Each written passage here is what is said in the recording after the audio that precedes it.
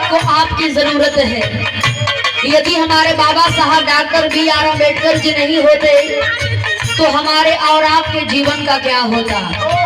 बड़ा ही समझे वाली बात तो बाबू जरा गौर करिएगा। जिस समय हमारे बाबा साहब डॉक्टर B.R. अम्बेडकर जी को पढ़ने का अधिकार नहीं था, लोगों के साथ बैठने का अधिकार नहीं था, बारे हमारे बाबा साहब कितनी कठिनाइयां झेलने का काम किए कि उसका हम और आप अंदाजा भी नहीं लगा सकते। तो बाबा के चरणों में यह गीत समर्पित है। बाबा आज के परिवेश में आपको जरूरत बा, हम सब लोगों के कहना बा कैसे। अम्बेडकर महान बाबा,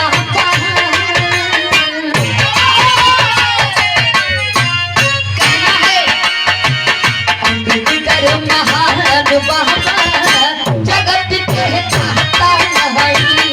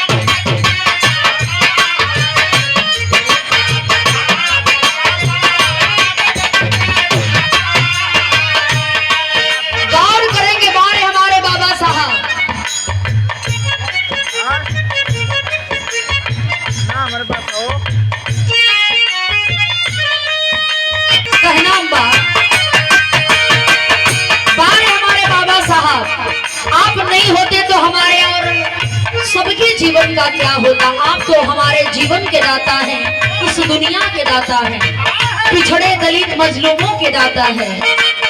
कहना है करुणा निधान बाबा, जगत के दाता हरि।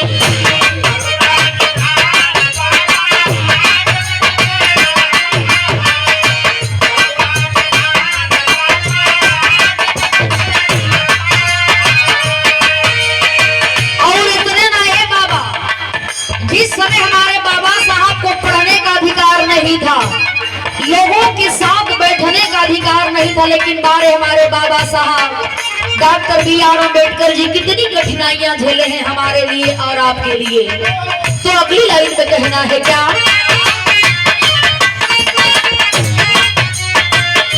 दलित के लड़के लड़ाई, छुआछूत भी मिटाई।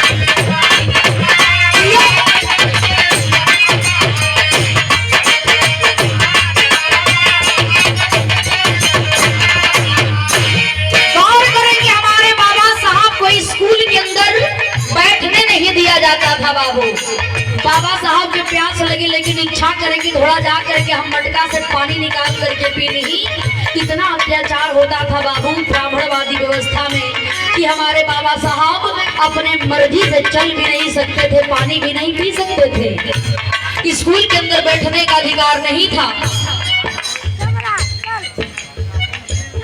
बाबूजी बाबा साहब को पढ़ने ही दिया जाता था, तो होता है क्या,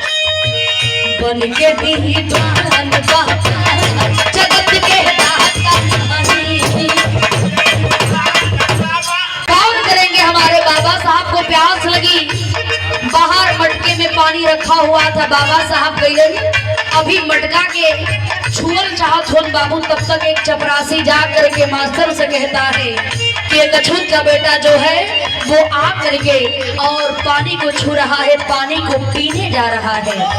इतना बतिया सुन करके बाबू ब्राह्मणवादी व्यवस्था में गाय व मास्टर इन्हें गुरु का रूप दिया जाता है और कहा जाता है कि गुरु के देख रेख में न तो कोई बड़ा है न तो कोई छोटा है।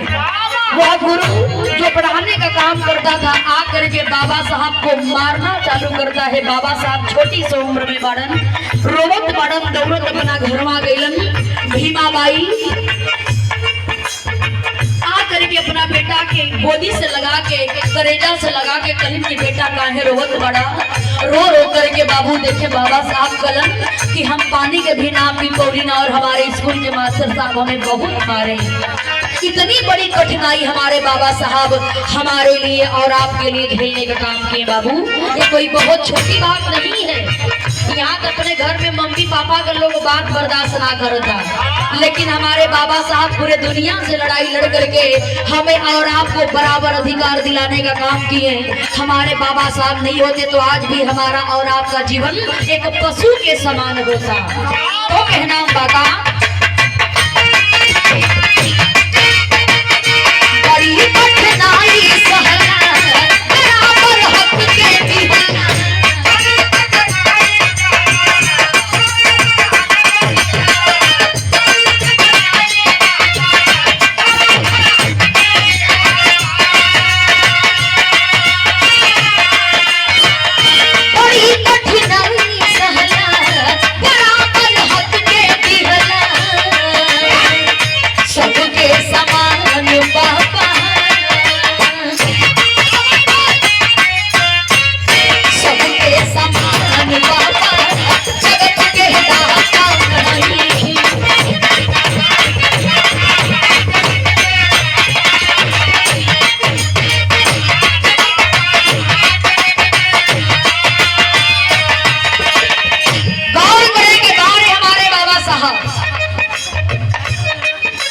हम आपका कितना बखान करें, आपका कोई जवाब नहीं। बाबा साहब आप नहीं होते तो वाकई हम लोगों के जीवन का क्या होता। बहुत बहुत धन्यवाद। जय भीम नमो बुधाय करते हैं, लेकिन गौर करेंगे बाबू। देखिए आखिर में जिस समय पढ़ने का अधिकार नहीं था इतने ना ये बाबू ब्राह्मणवादी व्यवस्था में हमारे घर का बेटा, आपके घर का बेटा जब घर से बाहर निकलता था, जिस कमर में आज हम बेल्ट लगा करके पिस्टल खोस करके चलते हैं, गला में हाड़ी बांध करके और कमर में झाड़ू बांध करके हमें दिखाया जाता था कि हम लोग इस दुनिया में जीने के काबिल नहीं है। लेकिन हमारे बाबा साहब पढ़ाई करके और इतनी सारी डिग्रियां प्राप्त करके बाबू हमें दिखला दिए कि हम सभी लोग एक हैं। जहां पर एक ब्राह्मण का बेटा पानी पी सकता है, वहीं पर एक हमारे घर का बेटा, आपके घर का बेटा, एक दलित समाज का बेटा भी पानी पी सकता है। इतनी बड़ी उपलब्धि हमारे बाबा साहब दिलाने का काम किए। हमारे बाबा साहब कहना है बड़ी कठिनाई सहना बराबर हक के दीवाना।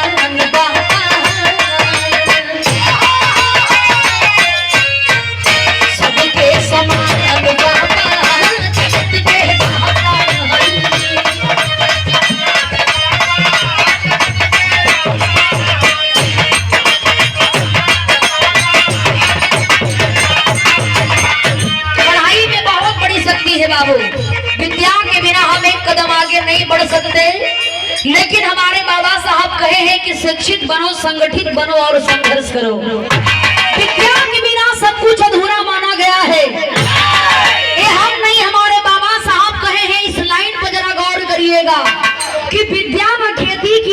में उपजे? अरे तो विद्या न खेती किसानी में उपजे, विद्या जमीन से निकलती नहीं है। विद्या की ना कोई पर्वत नदी है, विद्या बगानों में फलती नहीं है। और विद्या को जो कोई निष्ठा से चाहे, अरे तो विद्या को जो कोई निष्ठा से चाहे, तो विद्या किसी की बपौती नहीं है, विद्या किसी की बपौती नहीं है। विद्या के अंदर बहुत बड़ी शक्ति है बाबू। देखें, यदि हम विद्या का पाठ पढ़ते हैं, शिक्षा का दूध पीते हैं, तो जो शिक्षा का दूध पीता है वह बेटा हमेशा शेर के जैसे दहाड़ता हुआ समाज में दिखेगा। बहुत बहुत धन्यवाद। अगली लाइन में कहना है क्या?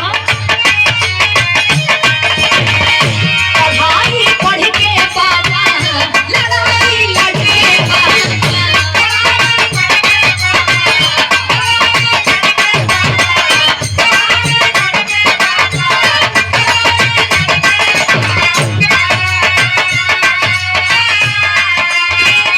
पढ़ाई पढ़ के बाबा, लड़ाई लड़के बाबा, लिखला संविधान बाबा।